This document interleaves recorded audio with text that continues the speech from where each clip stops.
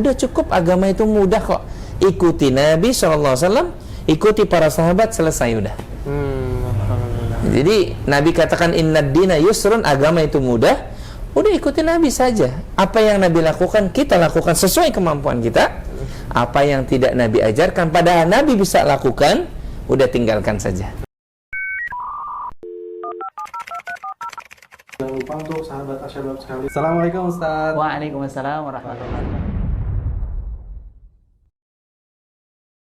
Warahmatullahi wabarakatuh. Alhamdulillah, sahabat Asyabab semuanya. Kembali lagi kita ke program Cafe Talk, yaitu obrolan santai bersama Ustadz. Nah, kali ini kita temanya itu ketika maut menjemput. Nah, seperti sahabat Asyabab semua tahu bahwa maut atau kematian itu kan kita tidak tahu ya. Dan itu bisa datang kapan aja dan di mana saja gitu. Dan itu dipastikan kita itu nggak mungkin terlambat dan pasti on time. Itu tidak mungkin terlambat dan tidak mungkin kelewatan. Itu pasti on time. Makanya kita juga harus tahu bahwa persiapan kita untuk sebelum kematian itu kita harus tahu dulu. Nah, kebetulan hari ini kita kedatangan Ustadz Muhammad Sukron, dan kebetulan beliau jauh-jauh dari Jakarta untuk bisa mengobrol dan menjawab pertanyaan-pertanyaan dari sahabat Asyabab semua. Assalamualaikum warahmatullahi wabarakatuh. Waalaikumsalam warahmatullahi wabarakatuh. Aduh, jazakallah khair Ustadz. Iya, menyiapkan waktu buat teman-teman Asyabab semua. Alhamdulillah, alhamdulillah. Nah, Ustadz, berhubung dengan tema kita yaitu ketika maut menjemput, Ustadz. Mungkin boleh sedikit dijelaskan Ustadz terkait dengan kematian atau maut, Ustadz. Baik. Bismillahirrahmanirrahim. Alhamdulillahirabbil alamin. Wassalatu wassalamu ala nabiyyina Muhammadin wa ala alihi wa sahbihi wa man tabi'ahum bi ihsanin ila yaumiddin. Amma ba'd. Kalau kita bicara tentang masalah kematian, ini kan bicara tentang sesuatu yang pasti ya. Karena kematian itu keniscayaan yang ada pada makhluk. Kalau Al-Khaliq, pencipta kita, jelas Allah Subhanahu wa taala hayyun, ya, la yamut. Dia akan hidup dan tidak akan mati. Kalau kita ini makhluk, dan makhluk itu punya hukum, ya dia pasti akan dia akan mati. Allah Ta'ala mengingatkan kullu nafsin dha'iqatul maut. Setiap yang bernyawa, kita semuanya ini itu pasti akan merasakan yang namanya kematian.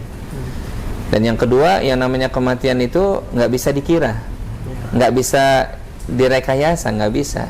Karena ini perkara yang tahu hanya Allah Subhanahu wa Ta'ala. Hatta malaikat pun itu hanya menjalankan tugas. Ya, kapan mencabut nyawa seorang hamba, dia hanya menjalankan tugas. Yang tahu rahasia kematian itu hanya Allah Subhanahu wa Ta'ala. Maka ketika kita tahu bahwasanya rahasia kematian itu tidak ada yang tahu, maka tidak ada jalan kecuali senantiasa kita mawas diri, banyak beramal soleh, dekat selalu dengan Allah Subhanahu wa Ta'ala, menjalankan semua perintah-perintah Allah, menjauhi semua larangan Allah.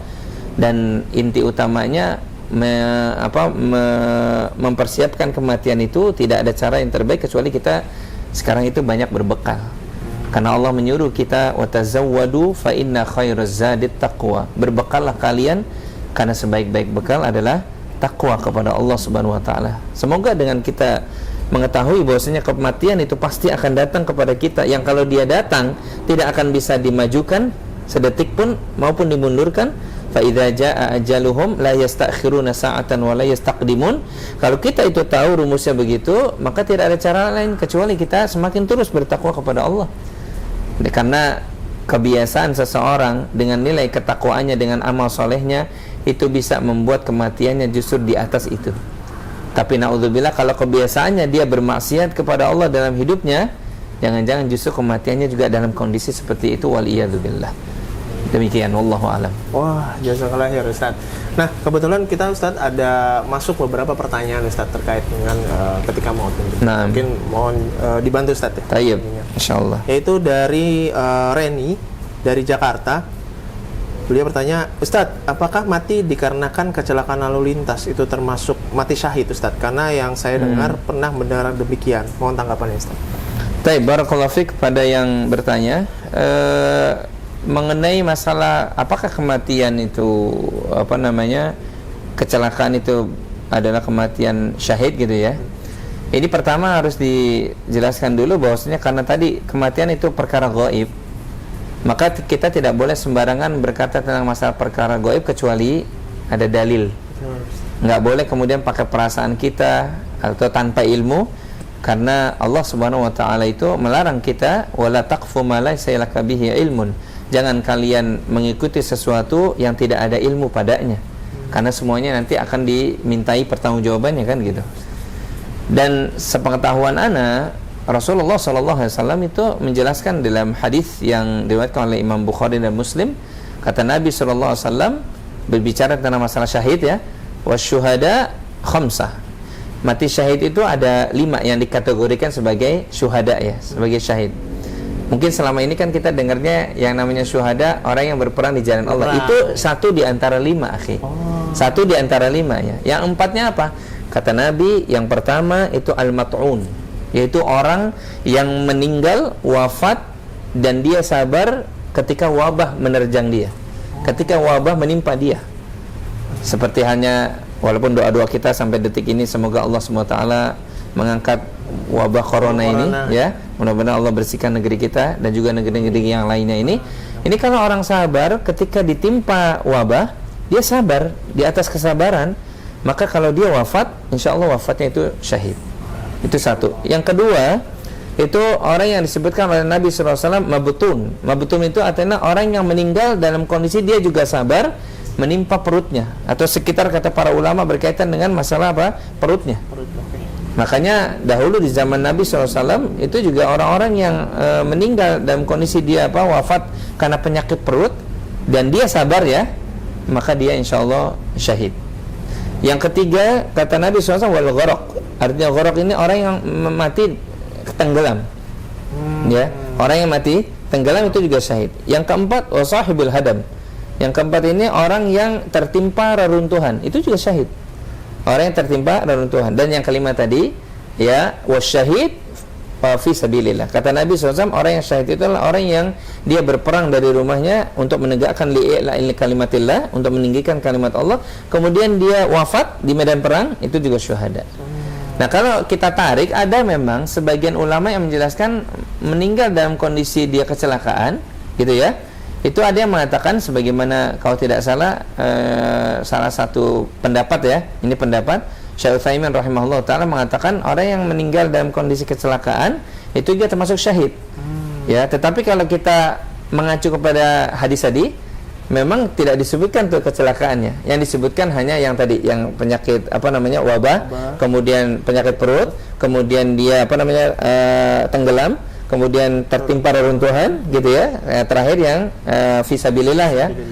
Nah, akan tapi ya itu tadi ada yang berpendapat orang yang mati kecelakaan. Tapi ala kulli hal, lepas dari itu semua, sebenarnya kesempatan untuk orang husnul khotimah ya, mati dalam kondisi yang baik, itu sebenarnya bukan sekedar yang 5 ini saja.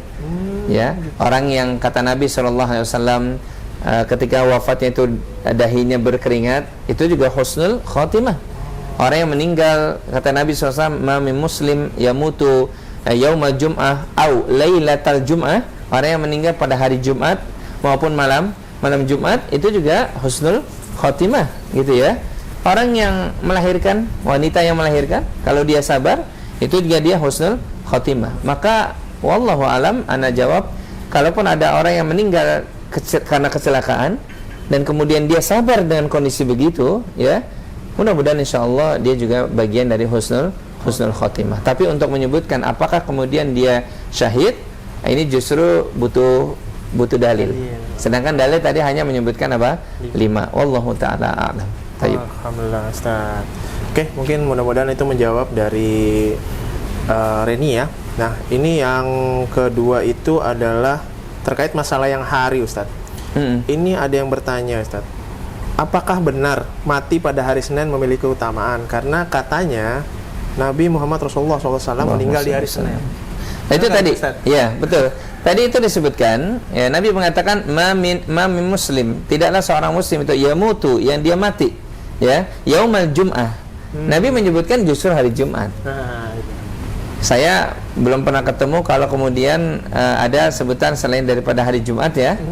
Itu tentunya karena kita bicara tentang masalah perkara gaib ya, kita nggak boleh bicara sembarang kecuali dalil.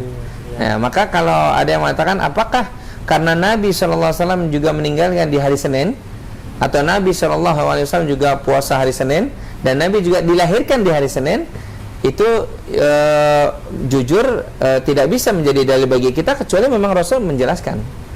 Tapi memang tidak datang kepada kita hadis yang menerangkan bahwasanya meninggal di hari Senin itu berkaitan tadi dengan pertanyaannya, itu meninggal yang baik ya. Kalau soal yang baik ya, kalau dia mau meninggalnya hari Selasa, hari Senin, hari Rabu gitu, kalau jelas kalau Jumat tadi dalilnya ada ya gitu ya. Tapi kalau hari yang lain, kalau memang dia dalam kondisi yang baik, tadi dia dahinya berkeringat, kemudian perlu Anda tambahkan man akhirul kalami, kata Nabi, siapa yang akhir ucapannya sebelum dia meninggal adalah la ilaha illallah, itu juga husnul khotimah, dakhala jannah ya. Mau dia hari Selasa tapi dia mengucapkan la ilaha illallah waktu akhirnya ya, atau dia di hari Kamis, yang jelas memang dalil menyebutkan di hari Jumat. Jadi ya, kita mesti berhati-hati akhi ketika kita menyebutkan sesuatu perkara yang gaib. Kalau dalil tidak menyebutkan, maka ya kita tentunya tidak menyebutkan ya, atau bahkan memastikan oh yang hari Senin ini pasti apa? Pasti husnul khotimah gitu ya. Dalil justru menyebutkan hari Jumat. Nah, kenapa kata para ulama hari Jumat? Banyak faktor. Karena memang Nabi sendiri yang mengatakan tidak ada satu hari pun di antara hari-hari yang Allah ciptakan yang melebihi kemuliaan hari Jumat. Karena di hari Jumat itu Adam diciptakan, ya. Kemudian hari Jumat itu nanti hari kiamat akan terjadi, gitu ya. Ya, hari Jumat itu. Ya, hari Jumat juga dalam hadis disebutkan Adam diturunkan dari dari surga ke muka bumi ini. Nah, itu Nabi yang menyebutkan justru hari Jumat. Oleh karena itu hari Jumat memang seorang muslim harus bisa dia mempersiapkan diri untuk beribadah kepada Allah. Makanya faedahnya besar orang kalau datang di hari Jumat di awal waktu, dia mandi, dia berwangi-wangi gitu ya. Dia duduk salat 2 rakaat, kemudian dia duduk mendengarkan khutbah. Ini karena memang Nabi menyebutkan tentang kekhususan hari Jumat. Tapi hari yang lainnya wallahu a'lam. Baik. Iya, syukur Ustaz. Nah, ini pertanyaan berikutnya Ustaz. Kalau misalkan terkait dengan yang tadi Ustaz, apakah benar sih Ustaz kalau sebelum kematian tuh 100 hari sebelumnya, 40 hari sebelumnya, 70 hari sebelumnya tuh bisa tahu bahwa kita kan mati gitu? Oh iya, tayyib, barakallahu fiik ya.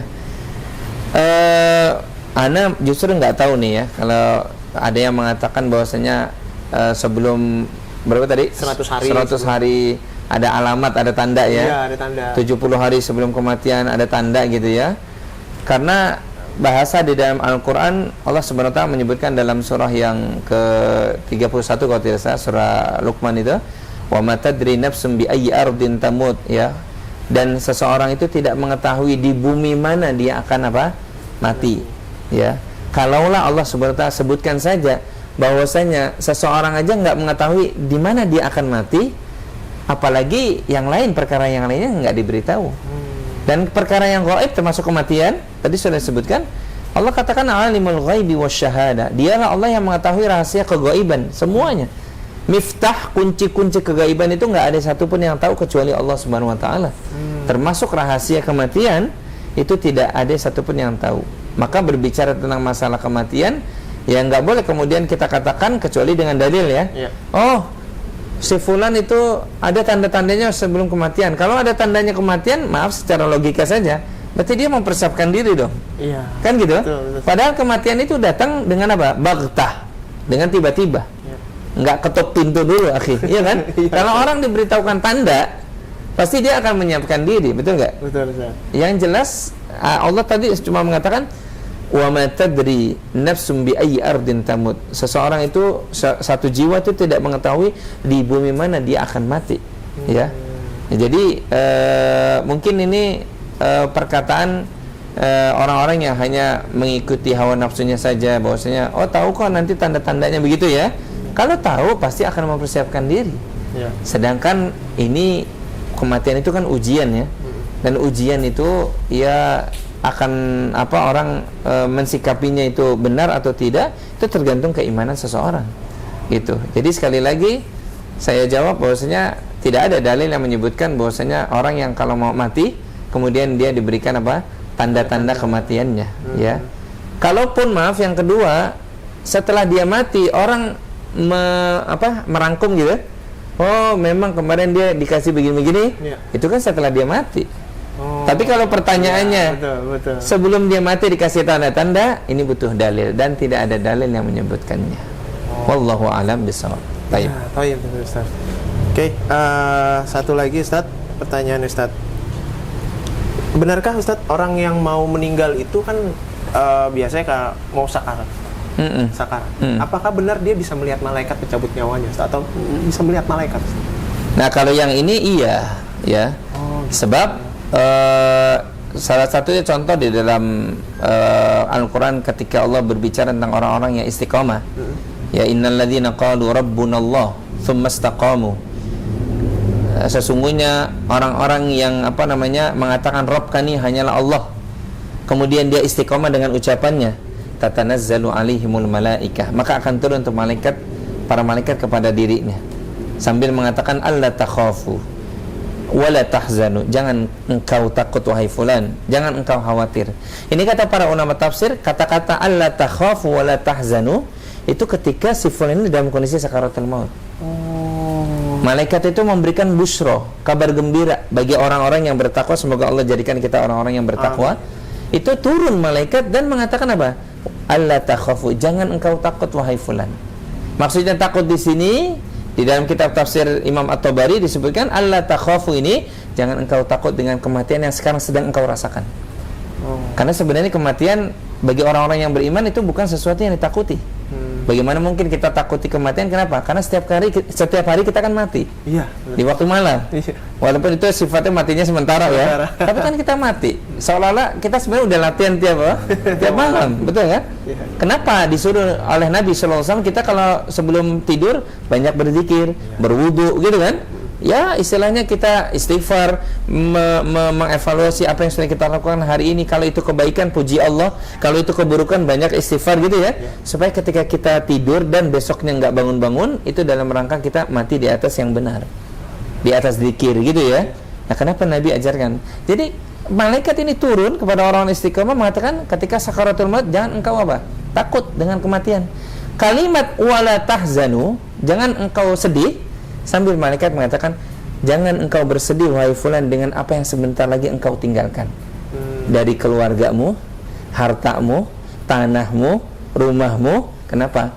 Karena engkau akan digantikan dengan yang lebih baik itu. Nah, makanya itu faedah besar orang yang istiqomah itu begitu. Nah ini menunjukkan bahwasanya orang yang sedang sakarat itu udah pasti memang karena dunianya berbeda dengan kita ya. Dibukakan oleh Allah Subhanahu wa Ta'ala.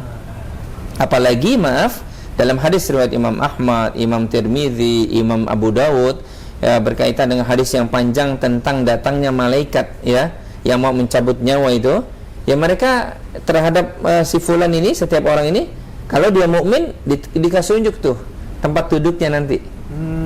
Ya antum di sini gitu ya. Wah. Di surga gitu ya. Dan naudzubillah terhadap orang yang ingkar, orang yang kafir itu juga sama dikasih unjuk. Ya, sehingga orang-orang yang beriman itu ketika dicabut ruhnya itu ikhlas nerima. Wan nazi'ati gharqa wan nasyitati nashta.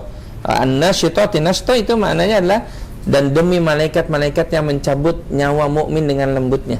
Dan semoga Allah SWT jadikan kita orang-orang yang dicabut nyawanya dengan lembut, yang digambarkan oleh Nabi SAW seperti menarik benang yang ada di tepung dengan lembut kan.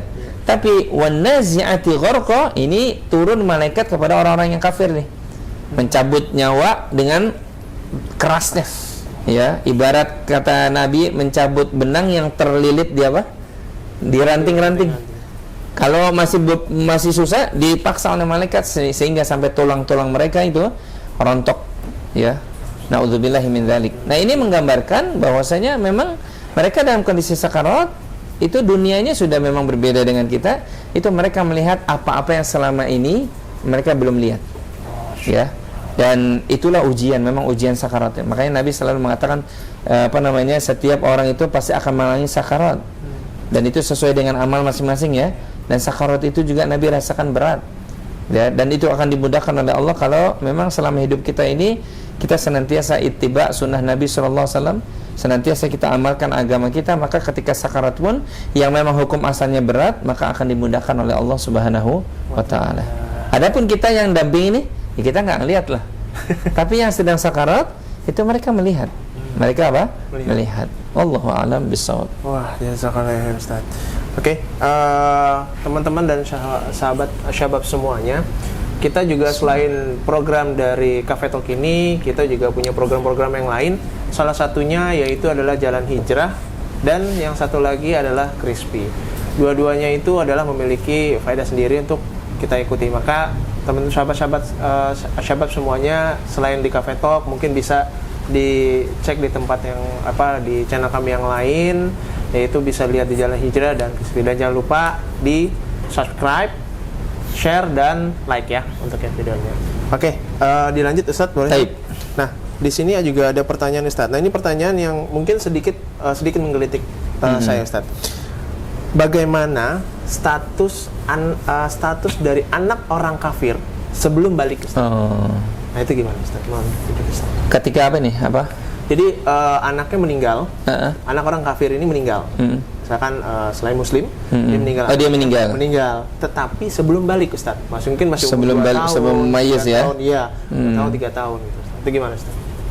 Ini yang Anda tahu ya, memang Al-Imam Ibnu Qayyim di dalam kitab beliau itu menerangkan memang terjadi perbedaan para ulama di dalam menghukumi anak-anak orang kafir yang meninggal sebelum balik. Ya, kalau sudah balik kan kita nggak bicarakan ya. Artinya sebelum balik itu pas balik itu mereka memang sudah bertanggung jawab ya. Ya, kalau dosa ya dosa gitu ya.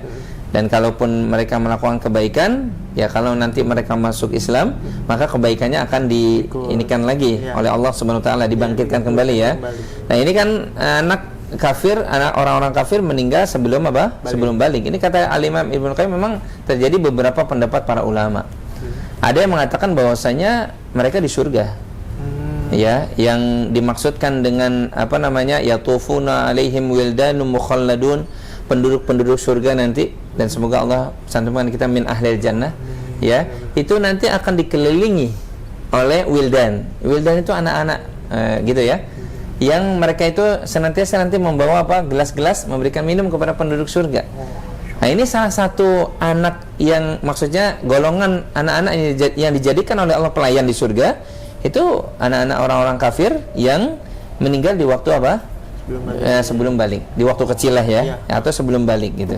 Karena memang hukum di dalam agama kita itu sebagaimana Nabi SAW katakan rufi'atil aqlam, diangkat itu catatan, maksudnya belum berdosa beberapa golongan, yaitu orang gila sampai dia sembuh, anak-anak sampai dia mumayyiz gitu ya, orang yang lupa sampai dia ingat. Artinya orang yang anak-anak ini ya dia memang belum berdosa ya. Maka gimana tadi sekali lagi ada yang pendapat bahwasanya anak orang-orang kafir yang meninggal di waktu kecil itu nanti Allah jadikan dia pelayan di surga ya. Ya memang tugasnya sebagai pelayan saja. Tapi ada yang pendapat yang kedua yang mengatakan bahwasanya mereka berada di neraka. Ya, cuma di dalam hadis itu disebutkan bahwasanya mereka itu nanti akan diberikan ujian dulu oleh Allah Subhanahu wa taala. Ya. Ujiannya itu ya mereka dihadapkan kepada mereka itu neraka. Dan kata Allah Subhanahu wa taala, inilah buat kalian. Kalau mereka itu enggak lulus ujian itu, mereka tetap aja dilemparkan ke neraka. Tetapi kata Nabi, nerakanya ini tidak membakar. Ya, dingin. Ya, nerakanya itu dingin, tidak membakar. Ya. Jadi ada pendapat yang kedua bahwasanya mereka itu dimasukkan ke dalam neraka, tapi nerakanya tidak seperti yang lainnya. Kalau yang lain itu kan membinasakan. Ada pendapat juga yang ketiga, mereka mengatakan, para ulama mengatakan bahwa anak-anak yang seperti itu ya, nanti mereka tergantung masyiahnya Allah. Ya, tergantung keputusan dari Allah, kehendak dari Allah Subhanahu wa taala.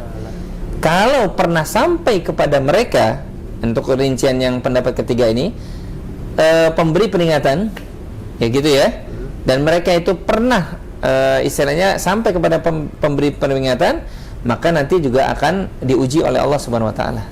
Tapi kalau belum sampai kepada kepada mereka pemberi peringatan, maka mereka memang tidak diazab oleh Allah Subhanahu wa taala dan mereka itu masuk surga. Tapi tadi surganya buat mereka itu sebagai apa? Pelayan. Sebagai pelayan. Wallahu alam. Jadi ada beberapa pendapat yang saya baca dari tulisannya Al-Imam Ibnu Qayyim gitu ya. Walaupun sebagian beliau mengkerucutkan hanya 2 pendapat atau 3 pendapat yang benar ya. Ya. Kalau ditanya mana pendapat yang benar, ya yang jelas beliau itu menyampaikan beberapa pendapat para ulama gitu ya.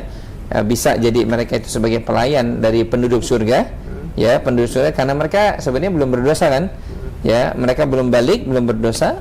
Yang sebenarnya berdosa itu kan orang tuanya, gitu ya, orang tuanya.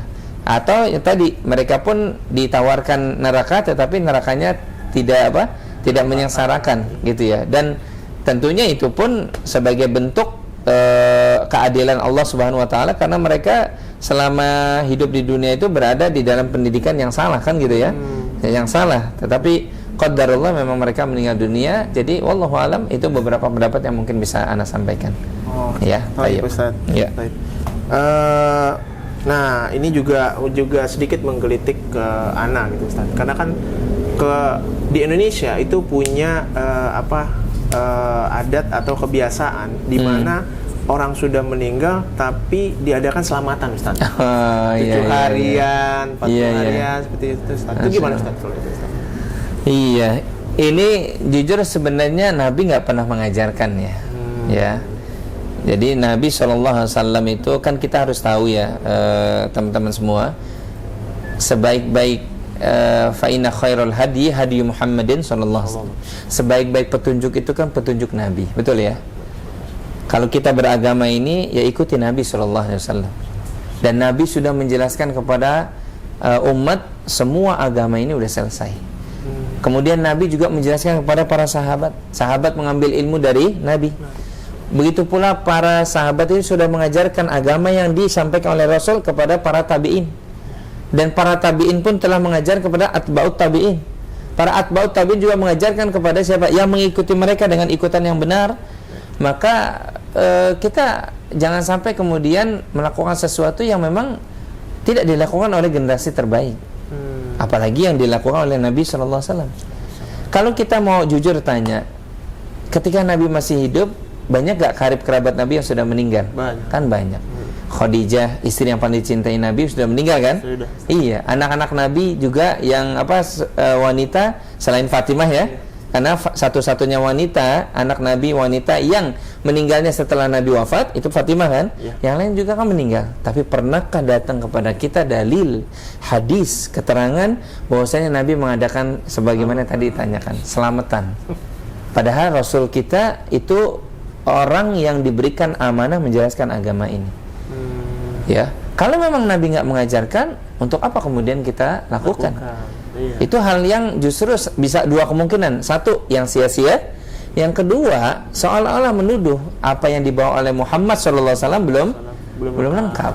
Nah, ini berarti kan kata Imam Malik, poin yang kedua, kalau kita seolah menuduh, ini bahaya sekali. Kita menuduh Nabi belum lengkap kan? Iya. Memang di zaman Nabi walaupun udah banyak yang meninggal, tapi Nabi nggak melakukan, bukan berarti itu nggak boleh gitu ya.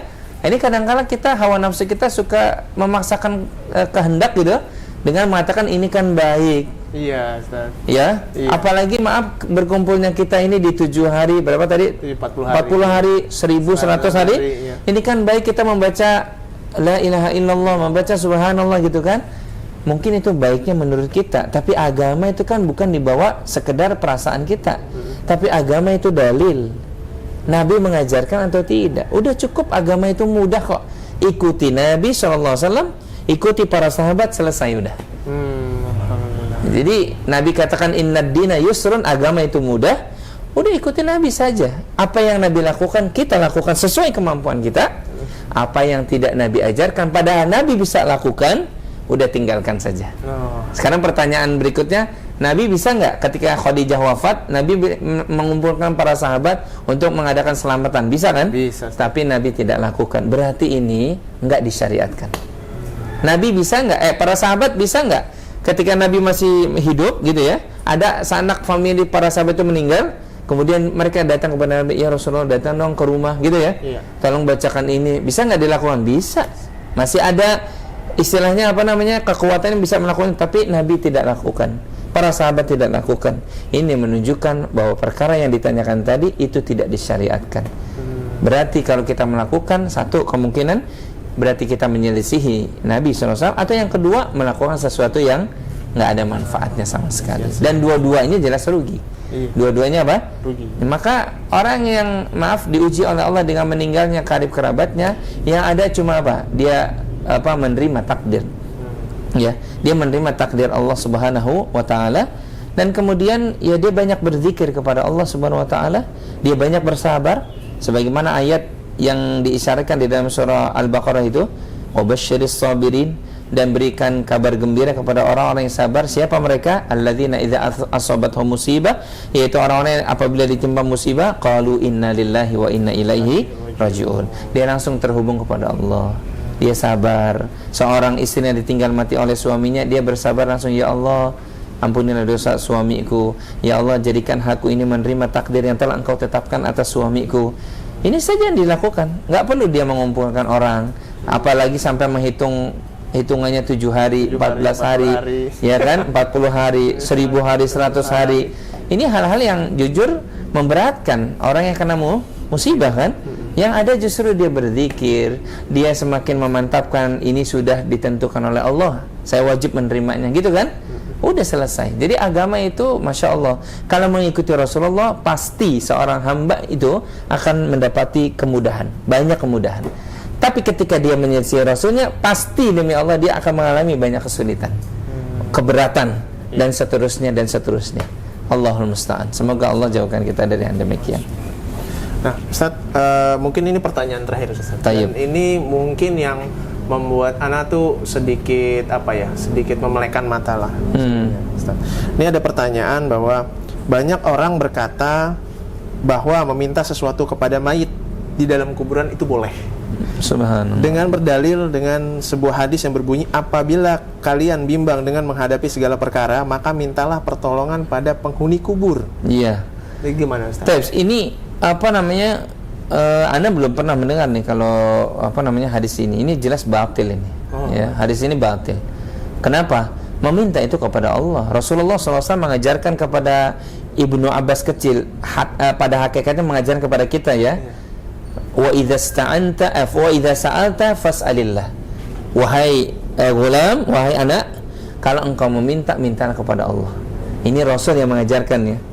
Enggak ada itu kemudian hadis yang mengatakan kalau kita meminta kepada kuburan, ini jelas perkara syirik, dan ini wajib kita jelaskan kepada umat, nggak boleh. Yang meminta itu jelas kepada Allah. Wa idza sta'anta, kalau kita minta pertolongan kepada minta pertolongan, maka mintalah hanya kepada Allah. Fasta'in billah.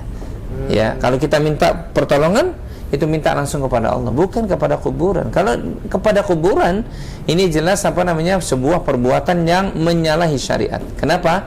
Karena kuburan itu udah selesai, yang meninggal itu udah selesai dia. Yang ada justru didoakan, bukan dimintai. Kalau kita minta kepada kuburan, ini akal kita di mana coba, akhi? Masa kita meminta kepada sesuatu yang udah nggak bisa bicara, yang maaf dia di dalam kubur pun dia butuh pertolongan. Lemah berarti kan? Masa kita meminta kepada yang lemah? Harusnya kita meminta kepada zat yang maha kuat, maha segalanya, yaitu Allah Subhanahu wa taala. Dan Allah katakan Allahus Samad. Allah itu tempat bergantung semua makhluk. Jadi bukan kuburan. Ini jangan-jangan hadis ini nih itu muncul dari orang-orang yang memang senang ke kuburan nih. Senang mengagungkan kuburan. Ini jelas sebuah perkara dosa besar yang wajib kita hindari. Jadi tidak ada hadis yang menyebutkan kalau engkau meminta kepada kuburan maka segala hajat akan terpenuhi gitu ya. Ini jelas hadis batil ini. Ini mungkar ini, ya. Semoga umat selamatkan dari hadis-hadis yang batil seperti ini. Tayyib, wallahu a'lam bishawab. Jazakallahu khair, Ustaz, untuk telah kehadiran ini dan telah menjawab beberapa pertanyaan dari teman-teman Asyabab semuanya, sahabat-sahabat Asyabab semua, dan juga sahabat-sahabat Asyabab perlu diingatkan bahwa seperti yang dibilang oleh Ustadz Muhammad Syukran, bahwa maut itu pasti akan datang dan tidak mungkin terlambat dan tidak mungkin dipercepat. Oke, dikarenakan itu kita diperlukan untuk mempersiapkan bekal. Betul Ustadz ya? Iya. Jadi kita harus mempersiapkan bekal yang tadi diinfokan oleh beliau. Jadi mudah-mudahan semua teman-teman Asyabab semuanya bisa mempersiapkan bekal untuk kematian kita.